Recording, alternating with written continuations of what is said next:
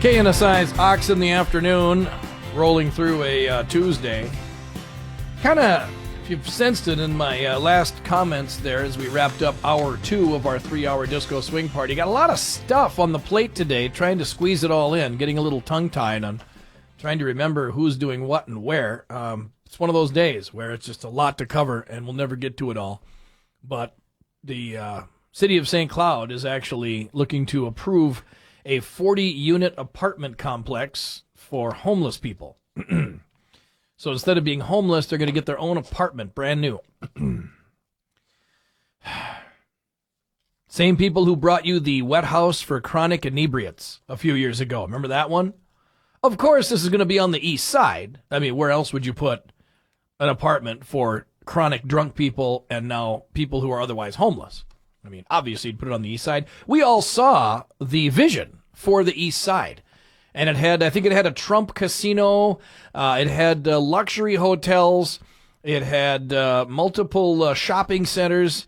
And it had more wet houses for chronic inebriates and apartment houses for otherwise homeless people. It fits the whole image for the new, renovated, revamped east side of St. Cloud. Fits perfectly. To be discussed here in a half hour on KNSI's Ox in the Afternoon. First, though, Rick Manning joins us from Americans for Limited Government. Rick, welcome back to Ox in the Afternoon, sir. Hey, Ox, how are you doing? Good. Thank you. You staying well out there? Staying COVID-free? I am completely COVID compliant in everything I do, except for the times I'm not. Are you riding the Metro? I'd never ride the Metro, so I'd say this is not a change. I live somewhat outside of the Metro reach, and I had a rule when I was looking for a place to actually buy and settle, and it was I wanted to still live in America. So I created a large commute for myself. Oof. But in doing so, my neighbors don't spend all the time living and breathing what's happening in Washington, D.C. Mm-hmm. So it gives me a sense of sanity. Very good. Well, that's why you are sane and a voice of reason in an otherwise swampy universe there in Washington, D.C. But you've advised the president on multiple issues for years. What is he planning to do here? He's talking a big game about reopening the country. What else can he do? Is it all up to the governors now, or can he take some action?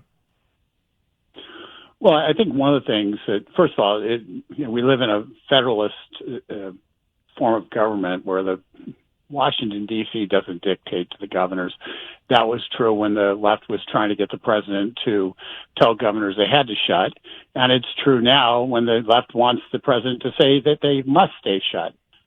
So it's that's our system of government. But what he can do is he needs to push the FDA in particular, push the CDC to streamline all of their approval methods, all of their approval processes for potential treatments and cures, allowing for there to be actual real life on the ground cures that work that the FDA is not blocking and getting in the way of.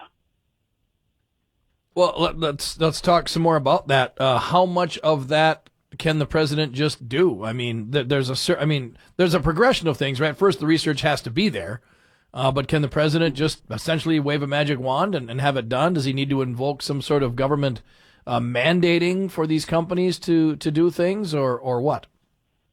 Well, I think really the main thing is the FDA needs to really open the doors for there to be advanced, speed up testing process.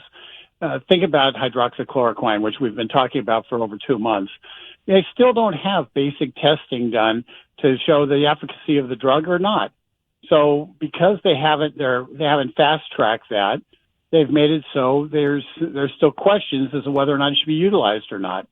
The fact is that would have been a really easy thing for them to do. They haven't done it, and the president needs to make the FDA do it. They do report to him. Mm-hmm. Yeah, good. I agree. Also, is it time for Fauci and Birx to kind of step off the main stage and kind of stop with this whole fear-mongering deal?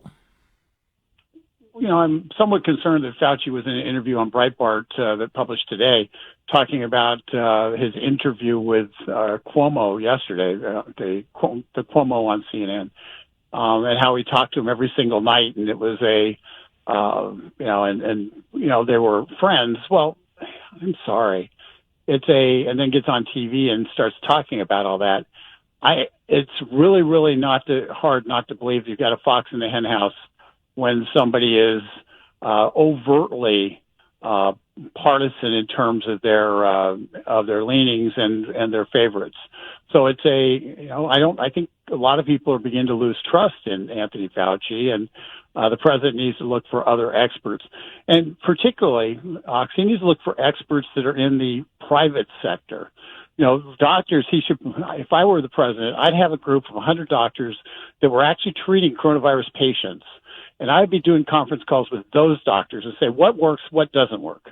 And because it matters a whole lot more what's happening at the hospital level and what's happening at the treatment level, at the family doctor level, than what's happening with the government scientists who really have no urgency on the economic opening up because they're all getting paid anyway. And they have no urgency in terms of breaking their own protocols to be able to come up with fast and easy cures. So to me, he needs to begin to really bring in private sector doctors who are actually treating patients and get their wisdom if he is not already doing that. And he ought to put those doctors on the stage. Mm-hmm. And it's interesting when you look your analysis of Fauci is right on. When I first saw him, I was thinking, this guy is going to be our enemy pretty soon. He was everybody's hero, and he was a voice of calm, and we were all feeling so secure that he was so smart, and he was there. All I could think of is, I wonder how long it's going to take for this guy to turn into the enemy. And one of the things I think that we're learning is when you scare the crap out of the population, all of a sudden anybody that seems like they know what they're talking about rises to the top. Now that people are catching on to what's really going on, guess what? We started to see more for what it is, and I agree. These guys now make me nervous. Well, Ox, I'll tell you this. Agency that was responsible for overseeing this kind of stuff, and he's the reason we didn't have the supplies. Who is? Say that again. I missed a part of that. Fauci was responsible for making sure we had the supplies to meet the potential pandemic. He's the pandemic expert. He's the guy who's in charge of the agency that oversees preparedness for pandemics. And so when you get down to all this complaints about the president, not enough testing, not enough this, not enough that, all that's under Fauci. It's all under his department. So while he's busily going off and being on every TV show in America, the president's the one who takes the beating when his agency hasn't done their job, and in terms of preparedness, and he's the one who sits there and he's the one who actually was responsible for replenishing the supplies after the Obama administration used them up in 2010. So that it's his failure. It's on him, and yet he's not getting any of the grief on that. Wow. So all in all, nobody's perfect, but The fact is he's the one who got us into this. And you can't expect somebody who shut down the country based on advice to suddenly sit around and say, oh, now we're going to open it back up. If it's up to Anthony Fauci, we won't have baseball playing in Minneapolis for another 2 years. And for me, I need baseball playing in Minneapolis this year. So. We appreciate that, Rick. Yes, we all want that. Also, Nancy Pelosi, anything that's happening in the House is being held up by certainly this is a wonderful opportunity for them to get a whole bunch of pet projects done that they want. What are you seeing on the table right now that they're holding out for? Ox, I think there's a few things. One of the things they're trying to do is set a pathway for socialized medicine, for Medicare for all. And they're going to do that. They've been pushing for a while, and we've been fighting back on trying to get a one-size-fits-all system for reimbursement for Medicare provider, for medicine providers, medical providers. We've held all the doctors and nurses as heroes and the medical providers as heroes, and at the same time, Congress is trying to, through Nancy Pelosi, is trying to make it so he puts half of them out of business because they won't be able to survive on the rates they get paid. So that's one of the things that they're pushing for. They're pushing for bailing out the blue states that don't have no intention of ever getting back to work, and providing massive bailouts, $1 trillion of bailouts to state governments to cover their supposed costs on COVID, but the real costs are the costs on other things like their pension funds are underfunded and the like. And truthfully, so they don't have to lay off employees. And so the public employees don't get laid off, while we have 31 million private employees laid off right now. We'll see where this goes. Are we expecting another bill to come out of the House here one of these days? The House will produce another bill. It'll be horrible. The difference will be the Senate may fight back. That's to be hoped for. I would encourage people to go to a website that we put up. It's called reopenamericanow.org, reopenamericanow.org. Mm-hmm. And anything you put in there will go directly to your governor, your state legislators, as well as President of the United States, expressing your concern and your point of view. If you want to open the government, we need to let them know, and this is a vehicle to use. So it's reopenamerica.org now, reopenamericanow.org. Reopenamericanow.org. And is that an offshoot of Americans for Limited Government? Is that part under your umbrella? It's a project yes, sir. It's a project we're doing. And if you go to our website, getliberty.org, we've got a button for it. We also have a button to sign a White House petition urging the president to hold China accountable for unleashing this virus on us, and saying we'll back up the president if he does that. So those are two projects I'm working on right now that are in tandem. We have to get this situation under control. We have to get this country reopened. The damage we're doing to Americans who are not suffering from COVID, but are suffering from loneliness, suffering from isolation, drug addiction and the like, is going to be something we feel for a generation. It's inexcusable. We have to get back to work. Amen, Rick. Thanks for doing that. GetLiberty.org, their website.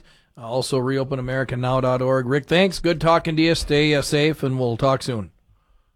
Ox, thank you very much. Anytime you want me. Bye-bye. Appreciate that. Rick Manning joining us at 4:20 on KNSI's Ox in the afternoon. Coming up, we have Ray Harrington from the Boulder Tap House, 7 West Tap.